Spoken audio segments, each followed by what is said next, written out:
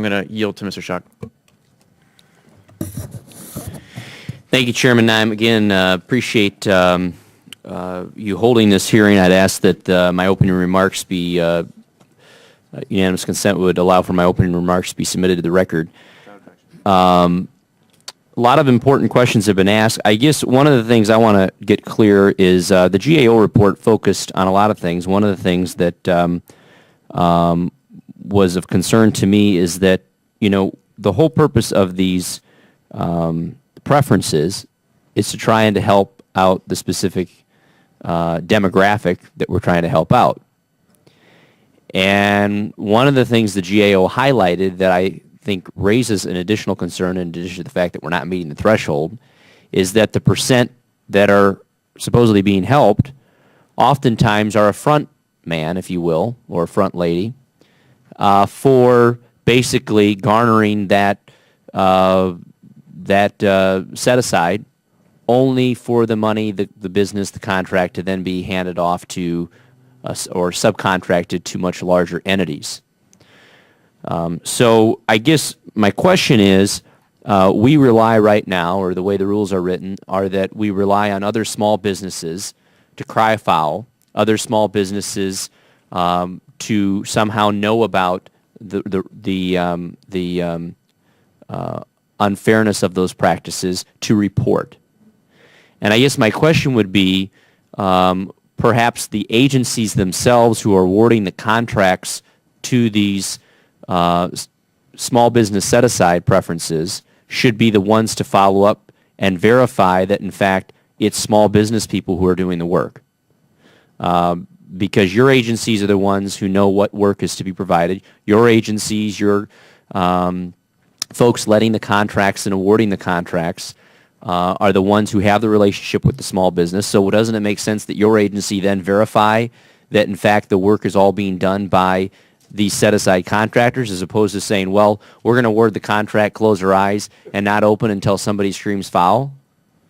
I mean, as a small business person myself, I will tell you that unless I catch wind of it somehow, I don't know when another small business person in my community gets awarded one of these contracts. And so if they go out and they're basically a shill and sub it out to a bunch of large corporations, I'm not going to know, first of all, that it happened, and second of all, who to contact with your agent within your agency to let you know that there's a problem and that that they're skating the system. So the point is, the question is, why don't you within your respective agencies take it upon yourself to be responsible for policing these efforts? Any of you, all of you.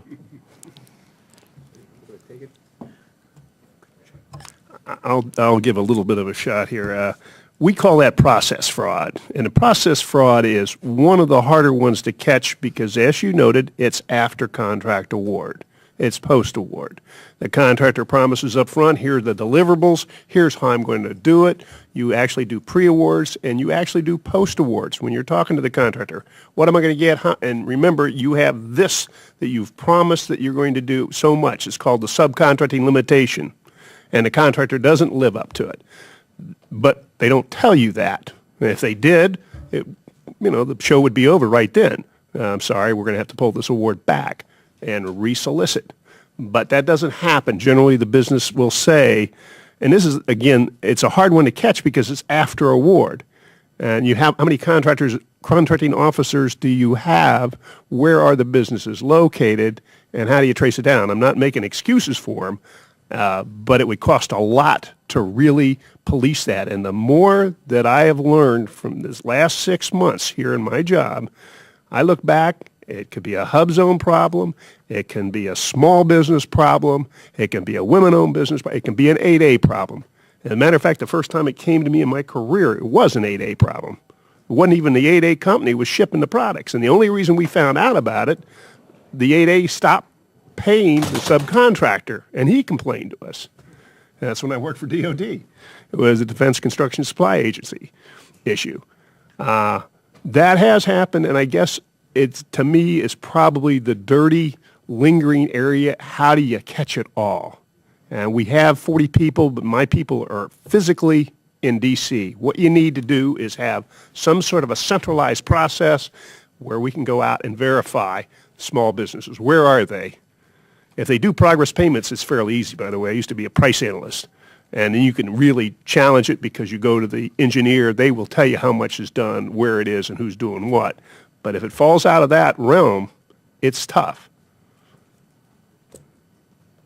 I probably left more questions. Well, no, than like, I answers. guess I'd ask two follow-ups, and any of you can answer this. First is, beyond them guaranteeing the deliverables that they're signing up for, that you're awarding them for, specifically, what do you have in that contract that then they're, in addition to signing that they're going to be deliverables, but they're also signing that they, in fact, are going to be the ones producing the product? It's called the subcontract limitation clause, and that clause requires any small business preference program that they have to do 50% construction. There are two types of construction. It's either they have to do 15% or 25%.